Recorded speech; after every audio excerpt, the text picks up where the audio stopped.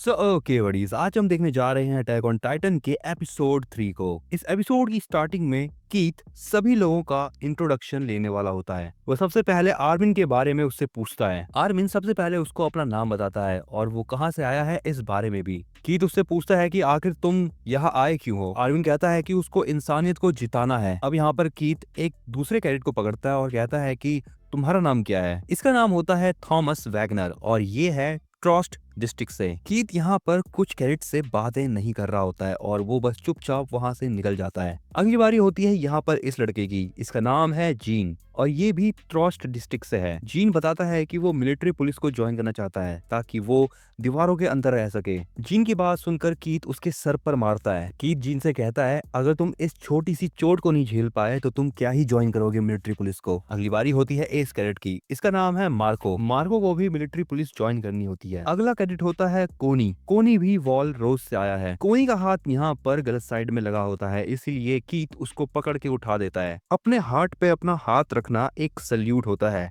लेकिन ये चीज कोनी ने गलत कर रखी होती है। कोनी के पीछे ही एक लड़की होती है जो कि चुपचाप आलू खा रही होती है। कीथ उसको आलू खाते हुए नोटिस कर लेता है। ये लड़की कहती है कि उसका नाम है साशा। कीथ उससे पूछता है कि आखिर उसके राइट हैंड में ये क्या चीज है। साशा बताती है कि ये एक उबला हुआ आलू है। ये खाने के हॉल में रखा हुआ था जहाँ से साशा ने इसको उठा लिया। साशा भी इस आलू का आधा हिस्सा करती है और वो आधा हिस्सा कीथ को दे देती है। और इस चीज के बाद अगले सीन में साशा को पनिशमेंट मिलती है, वो भी दौड़ लगाने की। साशा को पनिशमेंट मिली होती है सनसेट होने तक रन करने की। ये सभी लोग साशा को ही भागते हुए देख रहे होते हैं। मार्को एरन से पूछता है, वो यहाँ पर सबके बारे में जान चुका है लेकिन उसको ये नहीं पता कि एरन आखिर आया कहाँ से है। एरन बताता है कि वो भी आर्मिन की तरह शिगानशिना डिस्ट्रिक्ट से है। कोनी एरन से पूछता है कि क्या उसने उस दिन कोलोसल टाइटन को देखा। एरन कहता है कि हाँ उसने देखा था। अगले सीन में एरन खाना खा रहा होता है और सभी लोग उसको घेर के खड़े होते हैं। वो सभी लोग एरन से कोलोसल टाइटन के बारे में ही पूछ रहे होते हैं। एरन को यहाँ पर यही पता चलता है कि जिसने वॉल मारिया को तोड़ा था वो आर्मर टाइटन था। ये सभी लोग अब बहुत ज्यादा क्वेश्चंस पूछने लगते हैं एरन से और एरन इन क्वेश्चंस से अनकंफर्टेबल फील करता है। मार्को सबसे कहता है कि अब वो लोग शांत हो सकते हैं क्योंकि ये चीज सही नहीं रहेगी कि हम एरन से इतने क्वेश्चंस पूछे। एरन कहता है कि वो बिल्कुल भी अनकंफर्टेबल फील नहीं कर रहा। वो सबको यहाँ पर बस ये बता रहा होता है कि अगर उन सभी लोगों को ओमनी डायरेक्शनल मोबिलिटी गियर चलानी आ जाए तो वो लोग उन बेवकूफ टाइटन्स को बहुत आराम से मार सकेंगे। वो यहाँ पर सबको बता देता है कि वो स्काउट रेजिमेंट को ज्वाइन करेगा ताकि वो सभी टाइटन्स को जान से मार सके। तभी यहाँ पर जीन बोलता है, सर्वे कॉप को ज्वाइन करना तो बहुत बड़ी बेवकूफी है।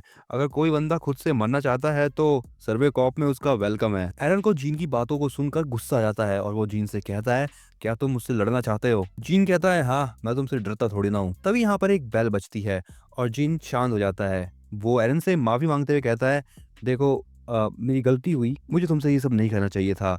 एट लास्ट तुम्हारा करियर है, तुम जानो। एरन भी अब शांत हो जाता है और कहता है हाँ वो भी अपनी गलती मानता है एंड वो वहां से चला जाता है। और एरन के पीछे पीछे मिकासा भी जाने लगती है। जीन यहाँ पर पहली बार मिकासा को देखता है और वो उसको देखता रह जाता है। जीन मिकासा के पास जाता है और वो उससे कहता है तुम्हारे बाल बहुत अच्छे हैं। मिकासा उसको थैंक्स बोलती है और वो वहां से चुपचाप चली जाती है। जीन यहाँ पर बाहर आता है भागते हुए और वो देखता है कि मिकासा एरन के साथ है। एरन मिकासा से कहता है, यार तुम्हारे बाल बहुत ज्यादा लंबे हैं और ऐसा हो सकता है कि मिकासा को ओडियम गियर यूज करने में दिक्कत आए। मिकासा कहती है, अच्छा अगर ऐसी बात है तो मैं इनको काट लूंगी। जीन इस बात को सुनता है और वो शॉक में चला जाता है। तभी उसके बगल से कोनी गुजर रहा होता है और जीन उसकी पीठ पर अपना हाथ साफ कर लेता है। कोनी जीन से पूछता है कि आखिर जीन ने उसके कपड़ों में क्या पोंछा। जीन उससे कहता है कि उसको चिंता करने की कोई जरूरत नहीं है, उसने अपना भरोसा पोंछ दिया। अगला सीन होता है साशा का एंड यहाँ पर उसकी पनिशमेंट कंप्लीट हो चुकी है। साशा यहाँ पर लेटी होती है और यहाँ से कोई लड़की जा रही होती है। उसके हाथ में एक ब्रेड होती है जिसे सूंघ कर साशा उसके ऊपर झपट्टा मार लेती है। ये लड़की साशा को बताती है कि वो बस इसी ब्रेड को बचा पाई। ये लड़की साशा से कहती है कि उसको ब्रेड खाने से पहले थोड़ा सा पानी पी लेना चाहिए। साशा इस लड़की को देखती है और वो बहुत ज्यादा खुश हो जाती है क्योंकि इस लड़की ने साशा की हेल्प करी है खाना खाने में। तभी यहाँ पर एक और लड़की आती है और वो इन दोनों से पूछती है कि आखिर ये दोनों यहाँ पर कर क्या रही है। ये लड़की बताती है कि साशा सुबह से भाग रही है और ना ही उसने खाना खाया है और ना ही पानी पिया था। साशा यहाँ पर इस ब्रेड को खा लेती है। ये लड़की इस दूसरी लड़की से कहती है कि उसको इतनी ज्यादा काइंडनेस दिखाने की कोई जरूरत नहीं है, लेकिन ये लड़की भी साशा को उठाती है और वो उसको उसके कमरे में ले जाने लगती है।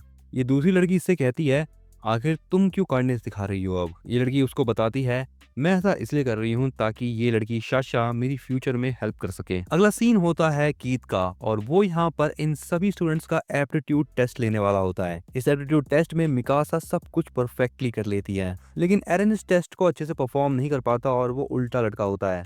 कीथ एरन के पास आता है और वो उससे कहता है, आखिर तुम कर क्या रहे हो? तुम सीधे नहीं रह सकते क्या? एरन को भी समझ नहीं आ रहा होता है कि आखिर उसके साथ ऐसा क्यों हो रहा है।